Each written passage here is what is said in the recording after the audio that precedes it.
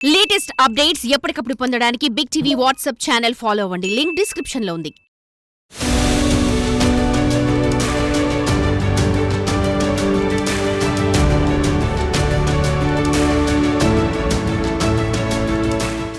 పట్టుదల ప్రయత్నంలో సిన్సియారిటీ ఉంటే ఖచ్చితంగా అనుకున్నది సాధించవచ్చు అంటున్నాడు ఈ నిత్య కృషివలుడు. ఒక్కటి కాదు, రెండు కాదు, ఏకంగా 7 ప్రభుత్వ ఉద్యోగాలు సాధించాడు ఆ యువకుడు. వరుసగా AWES, NRIS, జ్యోతిబా పూలే గురుకులంలో TGT ఉద్యోగాలను లెక్కల సబ్జెక్టులో సాధించాడు. గ్రూప్ 4కు ఎంపికయ్యాడు. ఇటీవల DSCలో, SGTలో జిల్లాలో 11వ ర్యాంక్, స్కూల్ అసిస్టెంట్ గణితంలో 6వ ర్యాంక్, హాస్టల్ వార్డెన్ ఫలితాల్లో జోన్ 3లో కేటగిరీ మొదటి ర్యాంక్ సాధించాడు. ఇదంతా ఏ కోచింగ్కు పోకుండా తన సొంతంగా సంగారెడ్డి ప్రభుత్వ లైబ్రరీలో ప్రిపేర్ అయ్యి సాధించాడు. వీరోజిపల్లి తండాకు చెందిన రామ్దాస్ పై బిగ్ టీవీ స్పెషల్ స్టోరీ.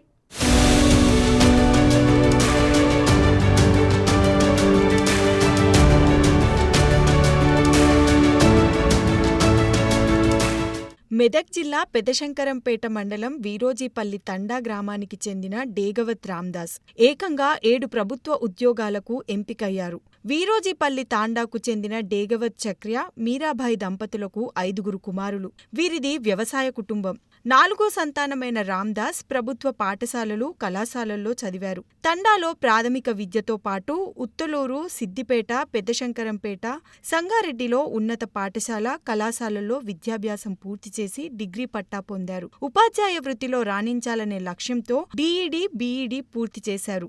పాఠశాల నుండి కళాశాల దాకా మొత్తం విద్య అంతా ప్రభుత్వ విభాగంలోనే సాగింది. ఏ దశలో కూడా ప్రైవేటు విద్య వైపు వెళ్లలేదు.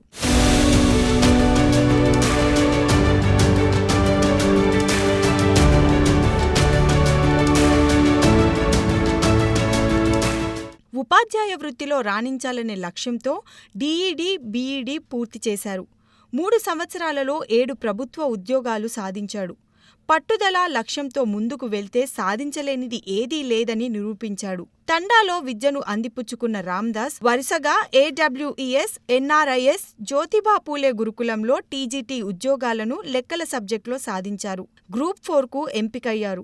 ఇటీవల DSCలో, STGలో జిల్లాలో 11వ ర్యాంకు, స్కూల్ అసిస్టెంట్ గణితంలో 6వ ర్యాంకు, హాస్టల్ వార్డెన్ ఫలితాల్లో జోన్ 3 కేటగిరీలో మొదటి ర్యాంక్ పొందాడు. ప్రస్తుతం పాపన్నపేట మండలం చికోడ్ లింగయ్య జిల్లా పరిషత్ ఉన్నత పాఠశాలలో స్కూల్ అసిస్టెంట్గా విధుల్లో చేరాడు. సంగారెడ్డిలో రోజు గ్రంథాలయానికి వెళ్లి ప్రిపేర్ అయ్యాడు. ప్రస్తుతం తమ్ముడిని డిగ్రీ చదివిస్తున్నాడు. బోధనా రంగం అంటే ఆసక్తి అని, దానిపై ప్రత్యేకంగా దృష్టి పెట్టి చదివానని, శిక్షణ లేకుండానే సాధించగలిగానని చెబుతున్న రామ్దాస్తో మా ప్రతినిధి దుర్గారెడ్డి మరింత సమాచారం అందిస్తారు.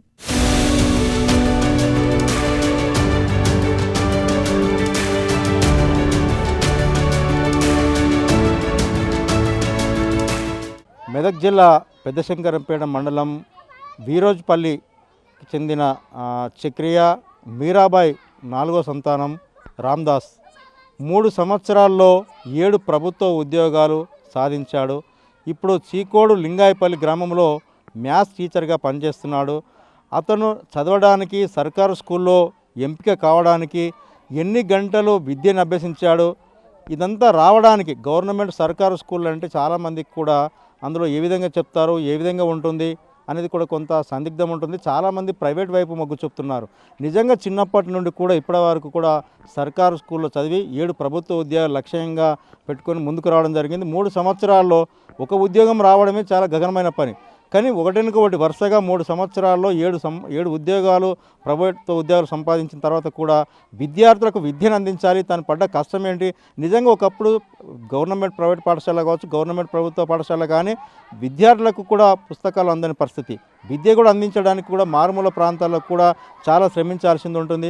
కిలోమీటర్ల దూరం వాళ్ళు ప్రయాణం చేస్తే కూడా విద్యను అందే పరిస్థితి ఉండదు. కానీ రామ్దాస్ మాత్రం అన్నింటినీ అధిగమించాడు. ఇక్కడ సిద్దిపేట, మెదక్ జిల్లాలో కూడా కనీసం గ్రంథాలయానికి ఇక్కడికి వెళ్ళి కూడా పాఠ్య పుస్తకాలు తీసుకొని చదువుకొని ఉద్యోగాలు సంపాదించిన అంటున్నాడు. అసలు దీని ఎంత శ్రమపడ్డాడో తెలుసుకునే ప్రయత్నం చేద్దాం. అసలు నిజంగానే రామ్దాస్ గారు, మీకు ముందుగా కంగ్రాట్స్ బిగ్ టీవీ తరఫున. అసలు నిజంగానే 3 సంవత్సరాల్లో 7 ప్రభుత్వ ఉద్యోగాలు ఏ విధంగా సాధ్యమైనాయి? సార్, ముందుగా నా పేరు డేగవత్ రామ్దాస్. నేను స్కూల్ అసిస్టెంట్ మ్యాథమెటిక్స్గా జడ్పిహెచ్ఎస్ లింగాయపల్లి చికోడ్లో విధులు నిర్వహిస్తున్నాను. నేను ఈ గత 2-3 సంవత్సరాల నుంచి ప్రిపరేషన్ నడుస్తుంది.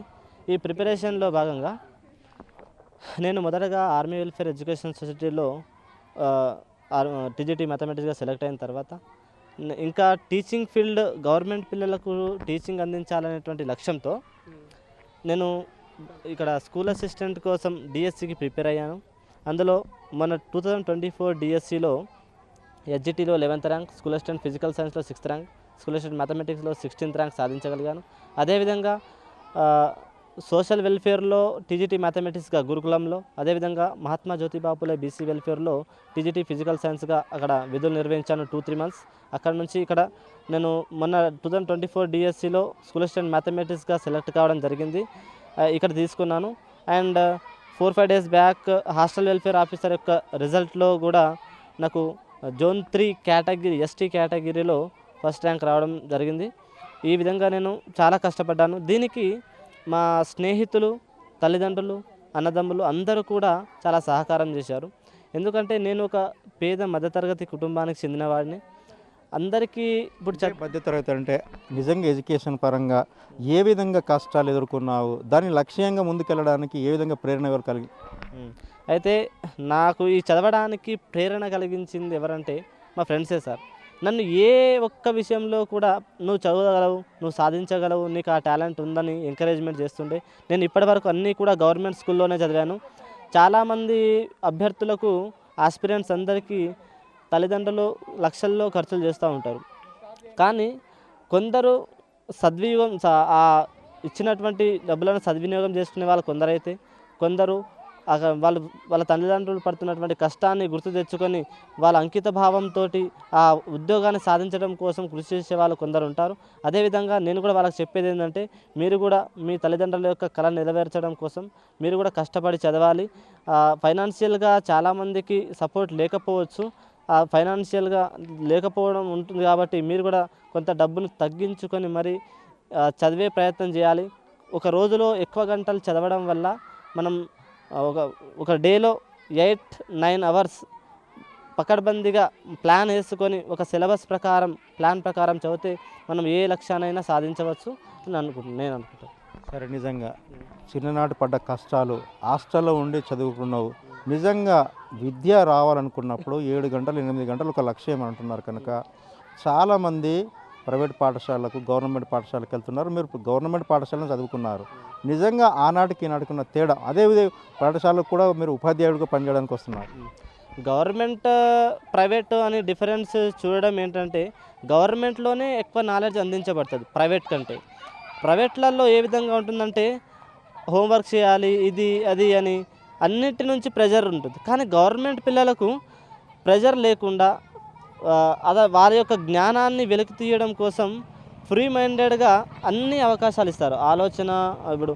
ఆలోచన శక్తి పెరిగేటట్టుగా, అతని యొక్క అన్ని విషయాలు బహిర్గతం చేసేటట్టుగా అతన్ని ఎంకరేజ్మెంట్ చేస్తూ ఉంటారు. ఈ విధంగా గవర్నమెంట్ స్కూళ్ళల్లో విద్య అనేటువంటి గవర్నమెంట్ స్కూళ్ళల్లో విద్యను అందిపుచ్చుకోవడం అనేటువంటి చాలా గ్రేట్. ఎందుకంటే అతని యొక్క అన్ని భావాలను బయటికి తీసుకోవడానికి, అతని యొక్క సృజనాత్మక శక్తిని బయటికి తీయడానికి ఈ గవర్నమెంట్ స్కూల్ అనేటువంటి ఉపయోగపడుతూ ఉంటాయి.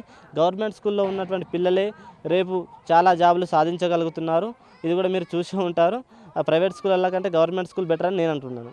ఓకే, కష్టం ఏ విధంగా పడ్డావు అంటే ఒక వ్యవసాయ రంగంలో పుట్టిన బిడ్డగా నువ్వు ఈ రకంగా రావడానికి, నిజంగా వ్యవసాయ ఆధారిత ప్రాంతము, ఒక వరి మాత్రం పండించుకొని ఆ తర్వాత కూడా తల్లిదండ్రులకు శ్రమ నీకు ఏ విధంగా అనిపిస్తుంది? నేను చాలా కష్టపడ్డాను సార్. ఎందుకంటే మా వ్యవసాయ కుటుంబం, వ్యవసాయంలో ఇప్పుడు ఈ మధ్యలో కూలీలు కూడా తక్కువ మంది ఉన్నారు కాబట్టి నన్ను వ్యవసాయం చేయడానికే మొగ్గు చూపేటట్టుగా మా తల్లిదండ్రులు చెప్పినా సరే నేను వ్యవసాయం చేస్తూనే, సీజన్ ఉన్నప్పుడు వ్యవసాయం చేస్తూనే, దాని తర్వాత ఈ కోచింగ్ సెంటర్లలో చాలామంది వెళ్తున్న వాళ్ళని చూసి నేను కూడా ఎందుకు జాబ్ కొట్టలేనని నేను కూడా రూమ్ తీసుకొని ఇచ్చేటువంటి మా ఫ్రెండ్ ఒక ఇండియన్ ఎయిర్ ఫోర్స్లో మా ఫ్రెండ్ ఉంటారు శంకర్ అని, అతని యొక్క ఫైనాన్షియల్ సపోర్ట్ వల్ల నేను ఏమైతే లక్ష్యాన్ని ఏర్పరచుకున్నానో అది చదవగలిగాను సార్. అండ్ ఈ విధంగా జాబ్ కొట్టగలిగాను. అంటే ఇప్పుడు మీరు సంగారెడ్డికి జిల్లా గ్రంథాలయానికి ఇక్కడికి వెళ్ళారు, పుస్తకాలు కూడా తీసుకొని చదువుకుంటున్నారని చెప్పారు. నిజంగానే అంటే ఏ విధంగా, ఎన్ని గంటలు అక్కడ ఎందుకు వెళ్ళేవారు? అయితే నేను గ్రంథాలయానికి జిల్లా కేంద్ర గ్రంథాలయం సంగారెడ్డిలో అక్కడనే చదువుకున్నాను. రూము అండ్ గ్రంథాలయం, అప్పుడప్పుడు గ్రంథాలయంకి వెళ్తుండే. అయితే అక్కడ మిడ్ డే మీల్స్ మధ్యాహ్నం పెడుతుండే కాబట్టి మాకు ఎలాంటి ఇబ్బంది లేకుండా మార్నింగ్ 8కి వెళ్ళిపోయి నైట్ 10 వరకు అవైలబుల్ ఉంటుండే జిల్లా కేంద్ర గ్రంథాలయంలో. అక్కడ ఉన్నటువంటి కొన్ని బుక్స్ కూడా నాకు మస్తు సహకరించినాయి. అదేవిధంగా నా దగ్గర లేనటువంటి కొన్ని బుక్స్ కూడా మా ఫ్రెండ్స్ కూడా నాకు అందించారు. వాళ్ళ సపోర్ట్ వల్ల నేను ఈ విధంగా జాబ్స్ సాధించాను. ఓకే, సిద్దిపేట, మెదకు, సంగారెడ్డి అంటే విద్యనంతా కూడా ఇన్ని చోట్ల అసలు నిజంగానే మీకు ఎక్కువ కూడా అంటే విద్యను అందించింది మీ గురువులు ఎవరు? నాకు ఈ విద్యను అందించినటువంటి గురువులు ఎవరంటే, తెలుగు పరంగా నేను గవర్నమెంట్ డైట్ వికారాబాద్లో చదువుతున్నప్పుడు యాసిన్ సార్ అని తెలుగు లెజెండరీ, అతను చెప్పినటువంటి తెలుగు అసలు నేను ఎప్పటికీ మర్చిపోలేను ఆ సార్ని. ఎందుకంటే ఆ విధంగా విద్యను అందించగలుగుతాడు. ఎందుకంటే అన్ని విషయాలను పిల్లల ద్వారానే చేపట్టేటట్టు చేస్తాడు. అన్నీ కూడా సారే చెప్పాడు. ఒక డైలాగ్ అంటుంటాడు మా సార్, గుర్రాన్ని చెరువు దగ్గర తీసుకెళ్ళొచ్చు కానీ నీళ్లు తాగించలేము కదా అని ఆ సామెత ప్రకారం సార్ కూడా చాలా అన్ని విషయాలు పిల్లల ద్వారానే చేపట్టి ఆ పీరియడ్ మొత్తంని చాలా మంచిగా చేస్తుండే అండ్ మంచి భావాలు అందిస్తుండే. అదేవిధంగా నాకు ఇంటర్ కాలేజ్లో గవర్నమెంట్ జూనియర్ కాలేజ్ శంకరంపేటలో భూపాల్ రెడ్డి సార్ అని మ్యాథమెటిక్స్లో నాకు అక్కడ గ్రిప్ తెచ్చుకున్నాను. ఈ విధంగా మ్యాథ్స్కి ఇక్కడ, తెలుగుకి అక్కడ, ఈ విధంగా నాకు అన్ని విధాలుగా మ్యాథ్స్కి సపోర్ట్ అయింది కాబట్టి నేను మ్యాథమెటిక్స్ స్టూడెంట్గా ఉండడం అండ్ మ్యాథ్స్ నాకు ప్లస్ పాయింట్ అయింది ఈ జాబ్లలో కొట్టడానికని నేను తెలుపుతున్నాను. అదే ఇంకోటి అంటే చాలామంది కూడా విద్యార్థులు ఇప్పుడు మీరు విద్యను ఇక్కడ చెప్తున్నారు, అందిస్తున్నారు. నిజంగా విద్యార్థులు ప్రయోజకులు కావాలంటే ఏ లక్ష్యంతో ముందుకెళ్తే బాగుంటుందని మీ సూచన? విద్యార్థులు ఇక్కడ నుంచి వాళ్ళకు కొంత ప్లాన్ ఉండాలి సార్. ఫ్యూచర్లో నేను ఏం కావాలనేటువంటి కొంత ప్లాన్, ఒక లక్ష్యం పెట్టుకుంటే ఆ విద్యార్థులు వాళ్ళకు రానిటువంటి అంశాలను తెలుసుకునేటువంటి ప్రయత్నం సార్ల దగ్గర వెళ్ళి, మరి సార్లు వాళ్ళ దగ్గర రాకున్నా పిల్లలు వాళ్ళ దగ్గర వెళ్ళి తెలుసుకునే ప్రయత్నం చేసి వాళ్ళ లక్ష్యాన్ని ముందు గుర్తు తెచ్చుకొని ఆ వైపుగా సాగాలని నేను అనుకుంటున్నాను. ఓకే, ఇప్పుడు మీరు ఇంకా కూడా ఇంకేమైనా ప్రయత్నాలు చేస్తున్నారా? ఓన్లీ ఇక్కడ గ్రూప్ వారికి ఆగిపోతారా, లేకుంటే ఇంకా ముందేమైనా ప్లాన్ ఉందా? ప్రస్తుతం ఎలాంటి ప్లాన్ లేదు, కానీ త్వరలో ఈ 2-3 ఇయర్స్ తర్వాత కొద్దిగా గ్యాప్ తీసుకున్న తర్వాత ఇట్లా యూపీఎస్సీకి ప్రిపేర్ అవుదామని నేను అనుకుంటున్నాను. ఇంకా దానికి ప్లాన్ ఏం వేసుకున్న తర్వాత కంటిన్యూషన్ జరుగుతుంది. ఇప్పుడు నేను స్కూల్లో ఉన్నాను కాబట్టి పిల్లల కోసం కొంత ఫస్ట్ సంవత్సరం కాబట్టి కొంత కష్టపడాల్సి వస్తుంది. దీని తర్వాత నేను కంటిన్యూషన్ చేస్తాను నా స్టడీని. ఇంకా ఓకే, అంటే ఇప్పటి వరకు మీ స్కూల్లో కాబట్టి, లేకుంటే మీ విలేజ్లో కావచ్చు, మీలాగా అంటే చాలామంది ప్యూర్ ఫ్యామిలీస్ ఉంటాయి, వ్యవసాయ కుటుంబం, ఆధార కుటుంబం నుంచి వస్తున్నాయి. వారికి మీరు ఇచ్చే సలహా, సూచన, చాలామంది ఏం చేస్తారంటే ఎడ్యుకేషన్ లేక మధ్యలో ఆగిపోయే అవకాశాలు ఉన్నాయి కొన్ని సందర్భాల్లో. కానీ మీరు వాళ్ళకి ఎలాంటి ప్రేరణ? ఈ మధ్యకాలంలో పల్లెటూళ్ళల్లో ఉన్నటువంటి కొంతమంది యువత ఆస్పిరెంట్స్ అనేటువంటి వాళ్ళు ఇంటర్ డిగ్రీ కంప్లీట్ చేసేసి ఇంటి దగ్గర ఉన్నటువంటి వ్యవసాయం చూసుకోవడం కానీ, చిన్నటువంటి కంపెనీలలో వెళ్ళడం, చిన్న క్యాజువల్గా చేసే వర్క్ లాగా చేస్తున్నారు, పార్ట్ టైం జాబ్ లాగా చేస్తున్నారు. అయితే వాళ్ళకి నేను ఇచ్చే సలహా ఏంటంటే, వాళ్ళు ఇక్కడి నుంచి వేరే పట్టణాలకి వెళ్ళి ప్రిపరేషన్ మీద దృష్టి సారిస్తే వాళ్ళు కూడా అక్కడ ఉన్నటువంటి అభ్యర్థులను చూసి వాళ్ళలాగా నేను కూడా కొట్టగలను అన్న కాన్ఫిడెన్స్ వాళ్ళంతటా అవే వస్తుంది. అదేవిధంగా వాళ్ళకి ఏమైనా సమాచారం కావాలంటే వాళ్ళకు తెలిసినటువంటి గురువులు కానీ వాళ్ళకు తెలుసుకున్న తర్వాత ఏ విధంగా ప్రిపరేషన్ ప్లాన్ పెట్టుకున్నారో తెలుసుకున్న తర్వాత వాళ్ళు అక్కడ ఉన్నటువంటి అభ్యర్థులను చూసి నేర్చుకునేటువంటి ప్రయత్నం చేస్తారు. కాబట్టి మీ ఊరి నుంచి వేరే పట్టణాలకు వెళ్ళి చదివే ప్రయత్నం చేయండి అని నేను అంటున్నాను. ఓకే, నిజంగా చూడొచ్చు ఇక్కడ రామ్దాస్ ఏం చెప్తున్నాడు. తాను పుట్టిన వీరోజపల్లి నుంచి ఇక్కడ వరకు విద్యను ఎడ్యుకేషన్ చేయడానికి ఎక్కడెక్కడ తిరిగాడు, ఏ విధంగా కష్టపడ్డాడు, ఏ విధంగా ముందుకు వచ్చాడు. తనలాగా ప్రభుత్వ పాఠశాలలో చదివిన వాళ్ళంతా పైకి రావాలంటే సర్కారు స్కూళ్ళల్లో జ్ఞానము, పరిజ్ఞానము సమాజంలో ఏ విధంగా ఒక విద్యతో పాటు ప్రతి ఒక్కటి అందించినప్పుడే వాళ్ళు ముందుకెళ్ళగలుగుతారు. 8-9 గంటలు ఒక లక్ష్యంతో ముందుకెళ్ళినట్టు ఇవన్నీ సాధ్యమైనని చెప్తున్నారు. నిజంగా గ్రూప్ కూడా రాసి దానికి సిద్ధమవుతున్న రామదాస్ మాటల్లో విన్నాము. తాను కూడా ఒక గ్రామీణ ప్రాంతంలో పుట్టినా అక్కడ నుంచి నిజంగా వ్యవసాయం ఇప్పటికి కూడా స్కూల్ సెలవుల్లో కానీ మిగతా సమయంలో కానీ అక్కడ వ్యవసాయానికి వెళ్తున్నా మనకు చెప్పడం జరిగింది. దాంతోపాటు తల్లిదండ్రులు కూడా తను ఎంతో కష్టపడి పైకి తీసుకొచ్చారు. వారికి ఇప్పుడు కూడా ఆ రకంగా ముందుకెళ్ళి వాళ్ళని కూడా ఆదుకునే ప్రయత్నంతో పాటు వాళ్ళందరికీ కూడా మితంగా రానున్న కాలంలో కూడా విద్యార్థులకు కూడా ప్రజలకు చేయాలని లక్ష్యంతో ముందుకెళ్తున్న రామదాస్ను చూడడం జరిగింది. కెమెరామెన్ కృష్ణతో దుర్గారెడ్డి, బిగ్ టీవీ, చీకోడు.